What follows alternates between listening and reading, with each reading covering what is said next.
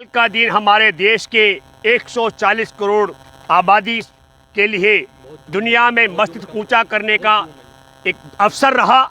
इसमें इसरो के वैज्ञानिकों के साथ साथ में मैं फिर याद दिलाना चाहता हूं कि 140 करोड़ आबादी के साथ में उनका बलिदान भी है, उनका कुर्बानी मैं कहूँगा, सॉरी बलिदान नहीं, कुर्बानी भी कहूँगा, जो पिछले 18 महीने से बगैर वेतन का काम करते हुए आ रहे हैं। वैज्ञानिकों के साथ में 2900 कर्मचारी और इंजीनियर, उनके योगदान से हम एक ऐसी उपलब्धि करने वाले विश्व के इसमें शामिल हो गए जिसमें पहले अमेरिका, रूस और चीन था, भारत।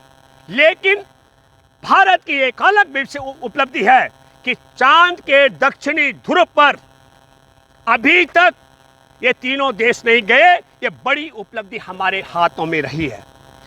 चंद्रमा और अंतरिक्ष तक भारत की यात्रा वास्तव में गौरव, धैर्य, दृढ़ संकल्प, दूरदर्शिता की वह कहानी है जो हमारे देश के प्रथम प्रधानमंत्री पंडित जवाहरलाल नेहरू जी की वैज्ञानिक सोच के कारण, अगर उन्होंने भी तब सरदार पटेल की मूर्ति की तरह दुनिया में सबसे ऊंची मूर्ति बनाई होती और उन्होंने भी राम मंदिर की तरह कोई भव्य मंदिर का निर्माण करने की योजना बनाई होती, तो मैं दावे के साथ में कह सकता हूं फिर इसरो की स्थापना कैसे हो पाती और हम इस वैज्ञानिक युग में उस मूर्ति के आगे या उस मंदिर के आगे घंटे बजाते रहते, मत्था टेकते रहते। मैं यह स्वतंत्र भारत के पहले प्रधानमंत्री जवाहरलाल नेहरू थे जिनके वैज्ञानिक दृष्टिकोण और दूरदर्शिता ने भारतीय अंतरिक्ष अनुसंधान की नींव रखी। उन्होंने 1946 में ही वैज्ञानिक सोच के बारे में बात की थी।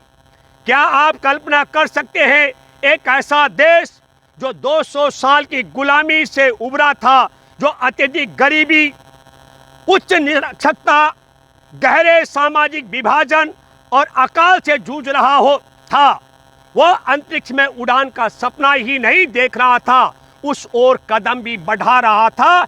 ये होता है हौसला।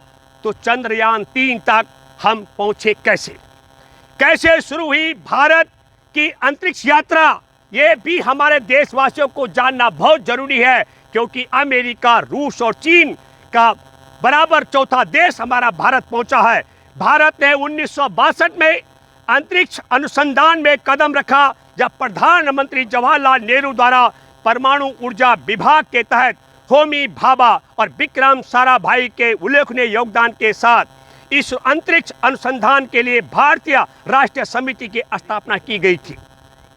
1963 में महाऊपरी वायुमंडल अनुसंधान के लिए तिरुवनंतपुरम में थुम्बा इक्टोरिया रॉकेट लॉन्चिंग स्टेशन की स्थापना की गई थी। 1969 में भारतीय राष्ट्रीय अंतरिक्ष अनुसंधान समिति का नाम बदलकर भारतीय अंतरिक्ष अनुसंधान संगठन इसरो कर दिया गया था।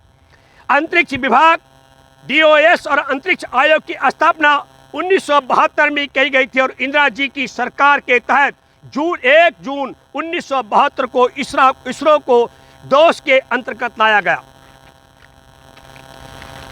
इसरो द्वारा बनाया गया पहला भारतीय उपग्रह आर्यभट्ट, जिसका नाम इंदिरा गांधी ने रखा था, सोवियत संघ की मदद से 19 अप्रैल 1975 को लॉन्च किया गया था। भारत का दूसरा उपग्रह भारत सेगा-1 भी सोवियत सहायता से लॉन्च किया गया। रोहिणी को 1980 में लॉन्च किया गया, जो भारत निर्मित लॉन्च वाहन द्वारा सफलतापूर्वक स्थापित होने वाला पहला भारतीय उपग्रह बना। 1984 में पहला भारतीय अंतरिक्ष में गया था। आपको मालूम होगा 2 अप्रैल 1984 को भारतीय वायुसेना के पायलट राकेश शर्मा अंतरिक्ष यात्रा करके पहले भारतीय बने और इतिहास रच दिया। इसरो और सोवियत इंटर कॉस्मॉस अंतरिक्ष कार्यक्रम के संयुक्त मिशन सोयुज T-11 अभियान का हिस्सा थे।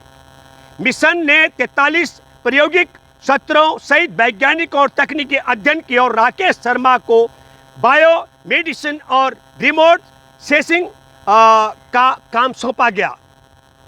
प्रधानमंत्री इंदिरा गांधी और राकेश शर्मा के बीच वो यादगार बातचीत इन लोगों के जहन में ताजा है जब इंदिरा जी ने राकेश शर्मा से पूछा कि अंतरिक्ष से भारत कैसा दिखता है, उनका जवाब था सारे जहां से अच्छा। हिस्ट्री इतिहास है तो कक्षा का बच्चा डालेगा नेट में मिल जाएगा जी, ये अच्छा है बुरा है जी।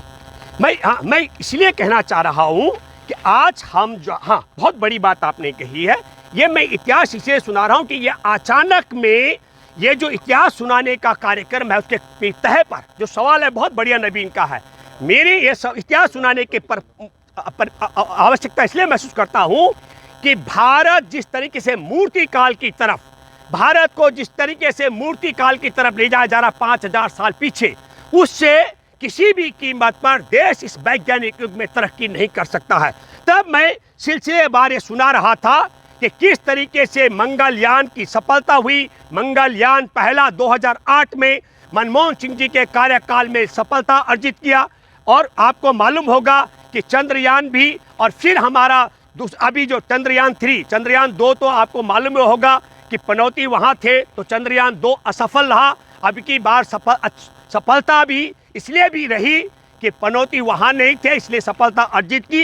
ये इतिहास मैं इसलिए सुना रहा था, इस इतिहास को सुनना इसलिए भी जरूरी है कि भारत की उन्नति और तरक्की के लिए जो लोग दुनिया के सबसे ऊंची मूर्ति को और मंदिर और मस्जिदों को मानते हैं, इस वैज्ञानिक युग में उनका कोई औचित्य नहीं है। इसलिए मैं सिलसिलेवार सुना रहा था कि हमारे देश की निर्धनता और गरीबी के बावजूद देश के प्रथम प्रधानमंत्री पंडित जवाहरलाल नेहरू जिस रास्ते पर आज संघ की सरकार देश को लेकर जा रही है, मंदिर के मार्ग पर, मूर्ति के मार्ग पर, अगर उस ओर लेके गई होती तो आज रूस, अमेरिका और चीन की बराबरी भारत नहीं कर रहा होता। जाना गलत है। मंदिर जाना गलत है।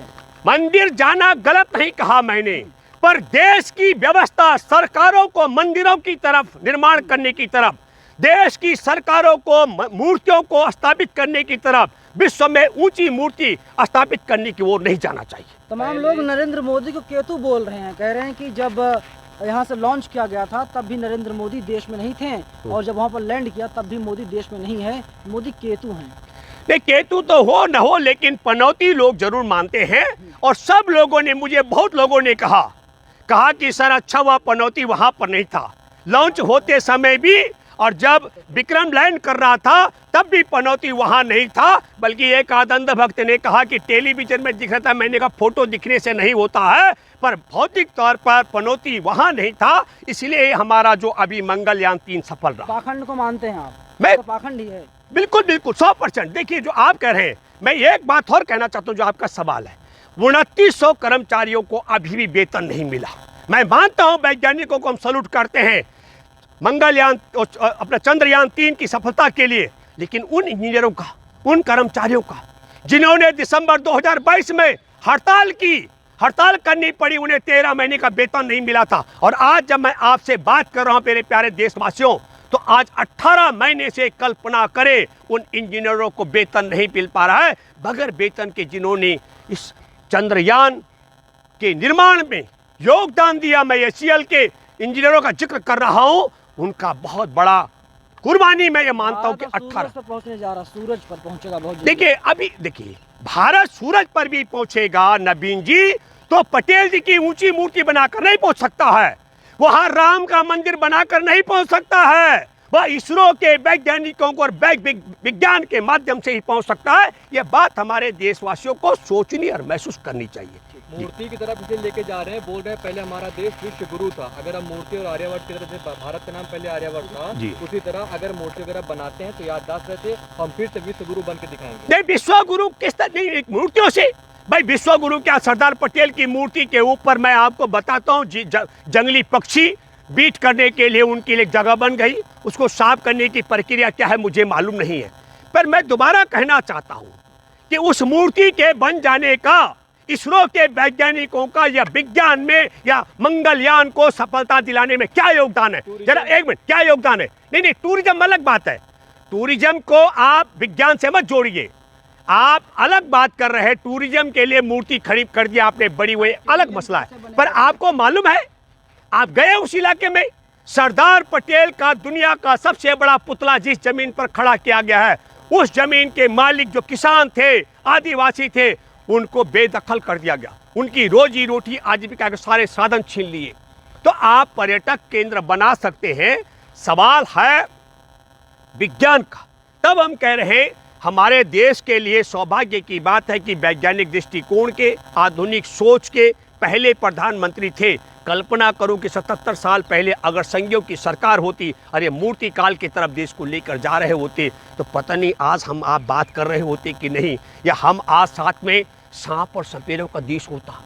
मैं दावे के साथ में कह सकता हूं अगर संघियों की सरकार होती तो देश आज भी सांप और सपेरों का होता। आज हम दुनिया में चीन, इन्हीं के सरकार में ना चंद्रयान 2 चंद्रयान 3 लॉन्च हुआ है, इन्हीं के सरकार। लेकिन मैं आपको बताना चाहता हूं चंद्रयान 2 और 3 के जो जिक्र कर रहे हैं, इसको अप्रूवल की 2012 में मनमोहन सिंह की सरकार ने कर दिया था। मैं 2012 का जिक्र कर रहा हूं, जिस समय मंगलयान छोड़ा गया था। नरेंद्र मोदी तब मुख्यमंत्री थे गुजरात के और चुनाव संचालन समिति का चेयरमैन बनाया गया था। उठा कर देखो, खंगालिए वीडियो। नरेंद्र मोदी ने कहा था गरीब देश है, गरीब देश में खर्चा करके मंगलयान छोड़ने की क्या जरूरत है। और आपको बताना चाहता हूं मैं फिर मैं आपके माध्यम से कहना चाहता हूं कि जब चंद्रयान 2 को छोड़ना था वैज्ञानिकों ने, तो पनौती वहां जाकर पहुंच गया था और फिर उसका क्या हश्र हुआ वो हम सब लोगों ने देखा कि चंद्रयान 2 की दशा क्या हुई थी।